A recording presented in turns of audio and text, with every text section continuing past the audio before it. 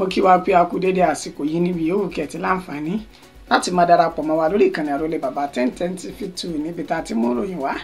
lálájà ò balẹ̀ pẹ̀lú bí nǹkan bá ti ṣe ń lọ káàkiri orígun mẹ́rẹ̀ẹ̀rin àgbáláyé. Wọ́n máa ń sọ pé ojú tẹ fi ń wò wá ojú náà ò ní fọ́, etí tẹ fi ń gbọ́ wa Èdùmàrè ò ní jẹ́ kí etí náà kórè lédè wá láṣẹ lọ́wọ́ Elédùmarè. Sí gbogbo àwa tá a ṣẹ̀ṣẹ̀ ń darapọ̀ mọ́ wa lórí ìkànnì yìí mo kí n pé káàbọ̀ ẹ kú darapọ̀ sáwà tá a ti wà látọjọ́ tó ti pẹ́ látọjọ́ gbọ́ràn mo kí wa pé ẹ kú àdúrótì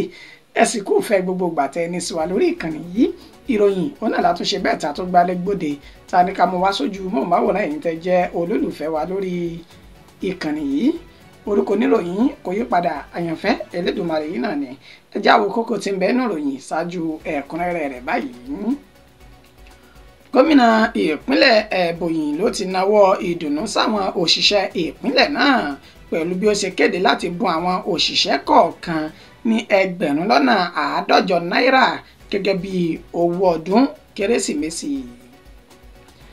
Ènìyàn 4 ló ti ṣe bẹ́ẹ̀ jáde láyé báyìí ní ìpínlẹ̀ Anambra látàrí ìkọlù àwọn agbébọn èyí tí wọ́n ṣe sí ìpínlẹ̀ ọ̀hún nínú èyí tí wọ́n tún ti jí alákòóso ilé ìtura kan gbé wọgbó lọ.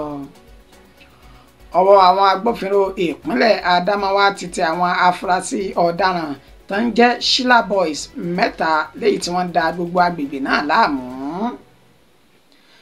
Láìpẹ́ yìí Nnamdi Kanu yóò gba ìtúsílẹ̀ àti òmìnira kúrò ní àkàtà àwọn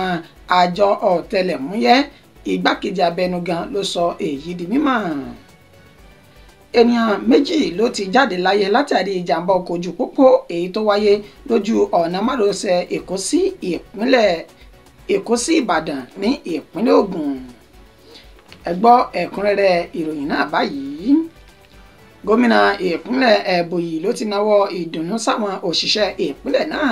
pẹ̀lú bí ó ṣe kéde láti bùn àwọn òṣìṣẹ́ kọ̀ọ̀kan ní ìpínlẹ̀ ọ̀hún ní owó tó tó 1,150 náírà 150,000 naira gẹ́gẹ́ bí owó ọdún Kérésìmesì.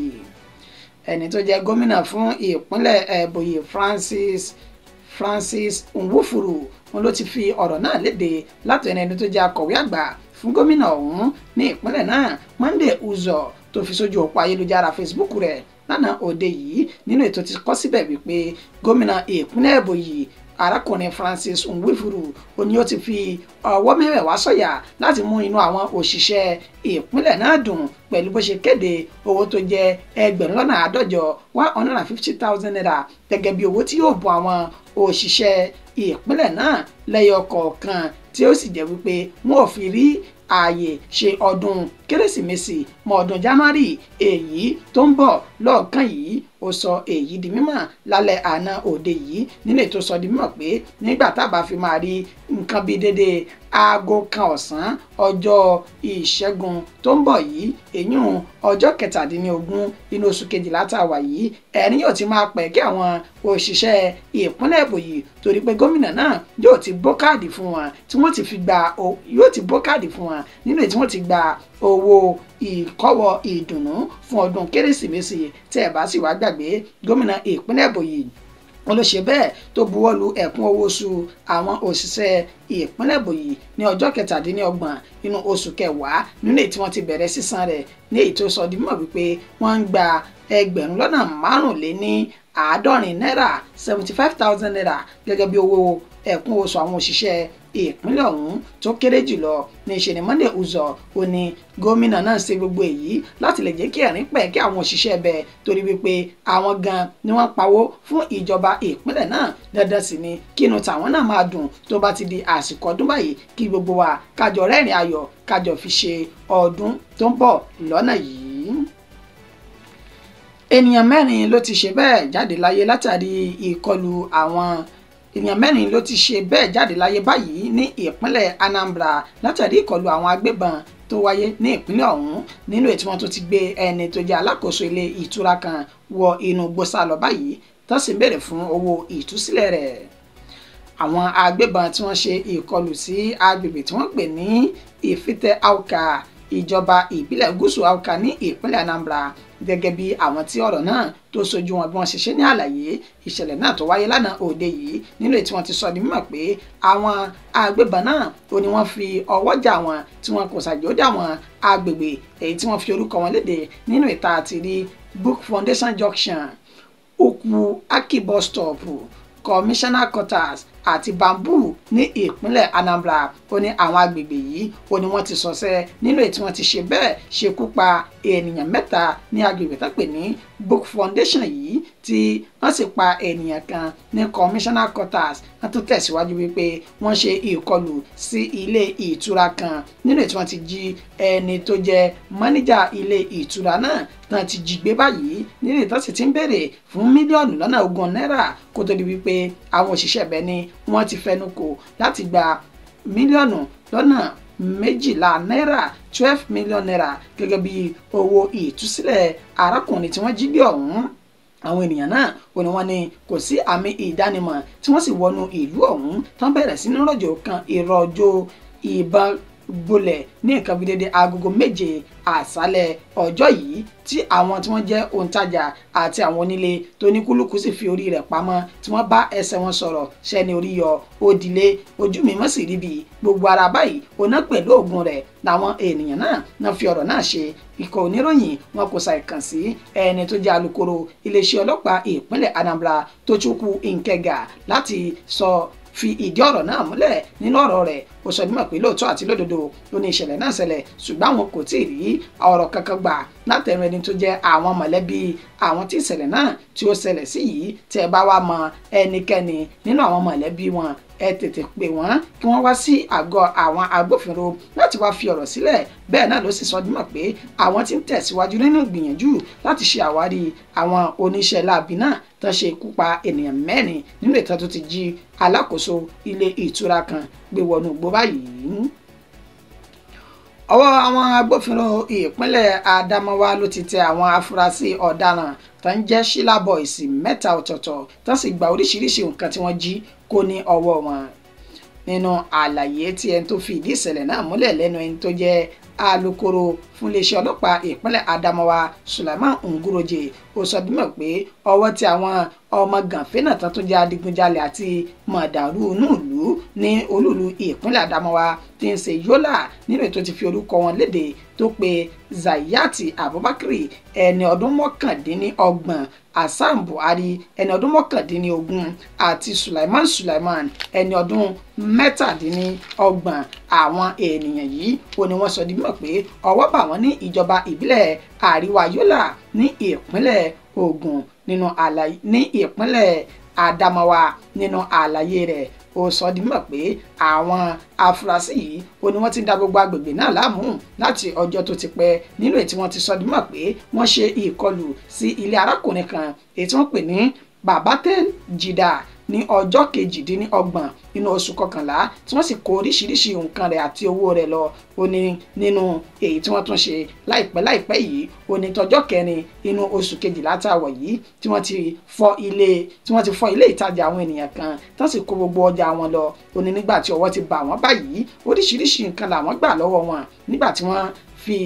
tán tẹ̀ wọ́n nínú dáadáa làwọn náà sì jẹ́wọ́ pé àwọn gan làwọn dá gbogbo agbègbè náà láàmú o ṣùgbọ́n ní sí àwọn 3 ìtẹ́gbámú nìkan làwọn ṣe iṣẹ́ yìí. àwọn tó sì kú sí wà nígboro nínú ìtàwọn agbófinró ni àwọn sì tún tẹ̀síwájú láti ṣe àwárí àwọn ènìyàn 3 tó kù kí ọdún yìí kó lè bá yabo fún gbogbo wa káwọn agbésùmọ̀mí àti àwọn adigunjalè bí àwọn Sheila Boys yìí kí ọwọ́ òfin kó lè bà wọ́n ká má bàa ba ọdún tó ti ń dùn ká má bàa bàjẹ́ fáwọn oníǹkan. ó ní àwọn òòṣà ìgbà ẹrù olè èyí tí wọ́n jí ní ìpínlẹ̀ ọ̀hún nínú ètò ti sọ dímọ̀ pé wọ́n gba tẹlifíṣàn ńlá kan, stabilizer, standing fan tó fi mọ́ freezer ńlá jàǹràn àti oríṣiríṣi nǹkan míì tó jẹ́ ẹrù ilé èyí tí wọ́n gbà ní ọwọ́ àwọn ènìyàn náà. wáyé o àwọn 3 náà ti wà lákòlò wọn báyìí o tó ti ń ṣẹ́jú pẹ́wupẹ́wu lórí ẹ̀sùn ìdigunjalè tán fi kàn wọ́n. ẹ wo láìpẹ́ yìí Nnamdi Kanu yóò gba òmìnira àti ìtúsílẹ̀ kúrò ní àkàtà àwọn àjọ ọ̀tẹlẹ̀múyẹ́. Igbákejì abẹnugan ló sọ èyí di mímọ̀. ẹni tó jẹ́ igbákejì abẹnugan ilé ìgbìmọ̀ asòfin ní Àbújá Benjamin Kalu ó ní ó sọ èyí di mímọ̀ lásìkò tí wọ́n ṣe ìpàdé pẹ̀lú àwọn ìgbìmọ̀ àwọn aṣojúṣòfin tó wà ní ilẹ̀ Ìgbò náà káfàtà nílò tí ó wáyé ní Àbújá lánàá òde yìí. Ibẹ̀ ni Kalu ló ti sọ ọ̀rọ̀ yìí di mímọ̀ nígbà tí wọ́n ń ṣe ìpàdé ọ̀hún níwájú ẹni tó síde àwọn aṣòfin ọ̀hún, Kingsley Ukoro, tó jẹ́ aṣáájú fún àwọn ọmọlẹ́gbìmọ̀ aṣojúṣòfin ti ìpínlẹ̀ Ebonyi tí wọ́n kóra wọn pọ̀ wá sí olúlu ilẹ̀ yìí tí ń ṣe Àbújá, nínú èyí tí wọ́n ti wá sọ̀rọ̀ lórí bí àlàáfíà bí ó ṣe jọba ní gbogbo ilẹ̀ Ìgbò káfàtà. Ibẹ̀ ni Kalu ti wá sọ dímọ̀ pé nǹkan gbòógì táwọn rí ti ń dá wàhálà àti làásìgbò sílẹ̀ ní gbogbo ilẹ̀ Ìgbò ọ̀hún, òun náà ni bí Nnamdi Kanu, ẹni tó jẹ́ ajìjàǹgbara fún ìdásílẹ̀ ilẹ̀ Biafra, bó ṣe wà ní àtìmọ́lé láti ọdún 2021 inú oṣù kẹfà ọdún 2021. Ó ní kẹ́sì máa wò ó, gbogbo ipá àti akitiyan mi ó ní mo ti ń sà lábẹ́nú báyìí láti lè jẹ́ kí ìjọba àpapọ̀ kó yọ̀ǹda Nnamdi Kanu sílẹ̀ gẹ́gẹ́ bí n tí àwọn lérò pé yóò fa àlàáfíà tí ó sì mú àdínkù bá rògbòdìyàn èyí tó ń lọ káàkiri gbogbo ilẹ̀ Ìgbò. Ó ní a kò dákẹ́, bẹ́ẹ̀ ni a wòran lórí ọ̀rọ̀ Nnamdi Kanu torí pé a mọ̀ pé ìjà fún òmìnira ló ń béèrè fún, ṣùgbọ́n bí ó ṣe wà ní àtìmọ́lé yìí àwọn ò káwọ́ gbéra o, àwọn sì ń ṣiṣẹ́ ní takuntakun láti ṣe àwárí bí wọ́n sì fi Nnamdi Kanu sílẹ̀ kí àlàáfíà tó péye kó lè máa jọba. Benjamin Kalu ó wá tẹ̀síwájú pé ẹ fọkàn yín balẹ̀, láìpẹ́ yìí pẹ̀lú ìgbésẹ̀ tí mò ń gbé tó dá mi lójú gbangbangba, wọn ò fi Kanu sílẹ̀ tí àlàáfíà yóò sì jọba ní gbogbo ilẹ̀ Ìgbò. Ènìyàn méjì ló ti ṣe bẹ́ẹ̀ jáde láyé látàrí ìjàmbá ọkọ̀ ojú pópó tó wáyé lójú ọ̀nà márosẹ̀ Èkó sí Ìbàdàn ní ìpínlẹ̀ Ògùn. Ní agbègbè méjì ọ̀tọ̀ọ̀tọ̀ tí ìṣẹ̀lẹ̀ náà ti wáyé ní ènìyàn méjì ni wọ́n ti ṣe bẹ́ẹ̀ jáde láyé, nígbà tí èyí tó kọ́kọ́ wáyé ní agbègbè tí wọ́n pè ní òpópónà márosẹ̀ Èkó sí Ìbàdàn ní Ìjẹ̀bú-Igbó tí ń ṣe ìpínlẹ̀ Ògùn, èyí tí ẹni tó ń fi ẹsẹ̀ rìn tó sì fẹ́ rí náà lójú òpópónà náà tán pé orúkọ rẹ̀ ní Òjó Tàlàbí, ẹni ọdún 55 tó ti pàdé ikú rẹ̀ lẹ́sẹ̀ ògbèjì nígbà tí ẹni tó wa ọkọ̀ tírọ́ọ̀kì ńlá kan èyí tó kó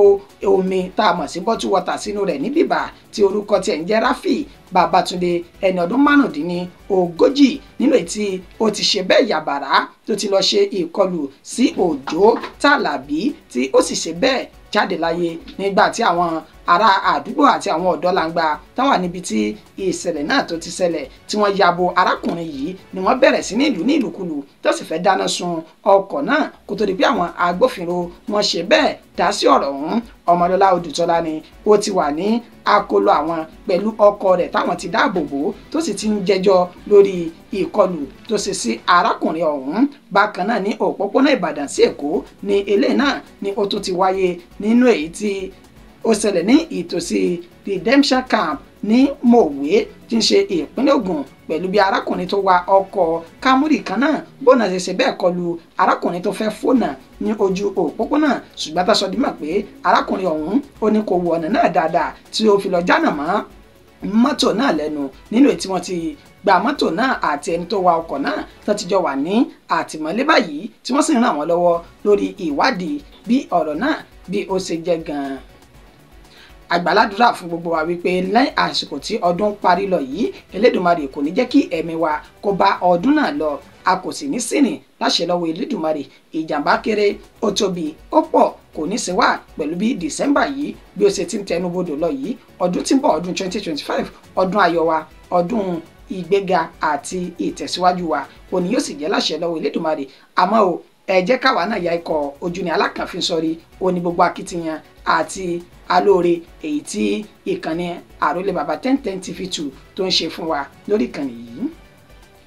Ìròyìn wa kò jù báyìí lọ fún ti àsìkò yẹn tó ṣe àkójọpọ̀ rẹ̀ tó kà sí ti ìgbọ̀yìn òun náà ni àyànfẹ́ Elédùmarè. Títí dìgbà tá a tún padà máa fún yín ní ìròyìn míì, ẹ má gbàgbé o láti subscribe tẹ́ ẹ báyìí ti ṣe, ǹjẹ́ tẹ́ bá ti wá ṣe ẹ bá fi sí notification bó bá ti ń balẹ̀ kó máa dé ti ìgbọ̀yìn. Ẹ sì dákun ẹ dábọ̀ ẹ máa bá wa share àwọn ìròyìn yìí káàkiri kó lè máa dé gbogbo ààyè tó yẹ kó dé. Títí dìgbà tá a tún máa pàdé, orúkọ mi ò ní yí padà bí mo ṣe sọ́lẹ̀ kan, àyànfẹ́ Elédùmarè ni mo kí wa pé a kú àtàárọ̀.